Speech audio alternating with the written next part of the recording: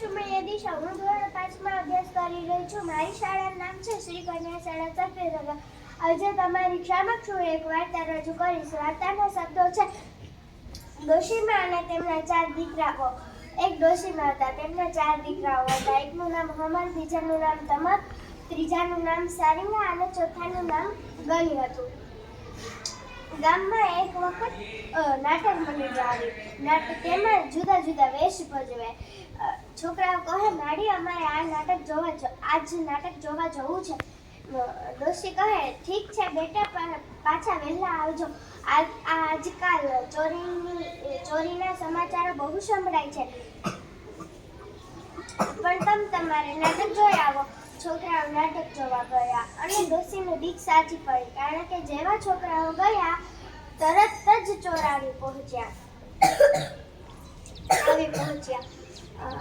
ચોરે તો ભારે કરી, હાથે ચડ્યું, બધું ઉપાડ્યું, ગોળીઓ, મૂંઝળો, બળદ લીધો, ભૂરી ગગરી ભેંસ લીધી અને ઘરમાંથી જે હાથ આવ્યું તે બધું લઈ લીધું. આ જોઈ ડોશીથી ન રહેવાયું, એટલે કહ્યું, તમે આ બધું લઈ તો જાઓ છો, મારા દીકરાઓ આવે ને એટલી જ વાત છે. જો મારા દીકરા નાટક જોવા ન ગયા હોત તો તમારી ખબર પાડત. એક ચોર કહે, આ ડોશીને પણ ભેગી લઈ લો ને પછી કોણ આવશે?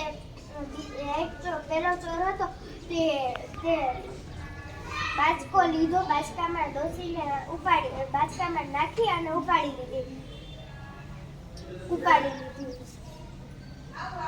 અને કહ્યું, તમે બધા દૂર નીકળી જાઓ. હું ડોશીના છોકરા આ નાટક જોવા ગયા છે ત્યાં તેને રોકાવું અને પછી તેને ખબર પડે ને ચોરીની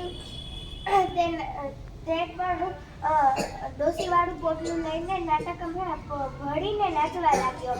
બધા કહે, આ વળી કોઈ નવો વેશ આવ્યો લાગે છે. ડોશીના છોકરા ખાટલે બેઠા હતા, ત્યાં જ બેઠા રહ્યા. તેમને થયું કે મારી વાત તો જોતા હશે, પણ આ વેશ જઈને જઈએ, મોડા ભેગું મોડું. ઓલો ચોર તો તાળીઓ પાડતો જાય, નાચતો જાય ને સૌને હસાવતો જાય. એટલામાં ડોશીએ પોટલામાંથી ચારેકોર નજર ફેરવી. જોઈ તો સામે તેમના છોકરાઓ બેઠા હતા. છોકરાઓને કહ્યું, દીકરા મારા ઊભા થાવ, ચોર લઈ ગયા, થઈ એમ કહી ચોર મૂંઝાયો. મનમાં કહે, આ ડોશીએ માર્યો, ખેલ બગાડ્યો અને ડોશીનું કહેવું ન સંભળાય એટલા માટે તે તાળીને બોલવા માંડ્યો, તું કહેતી સત્ય ડોશી, તારા ઢોર ગયા કચ્છ.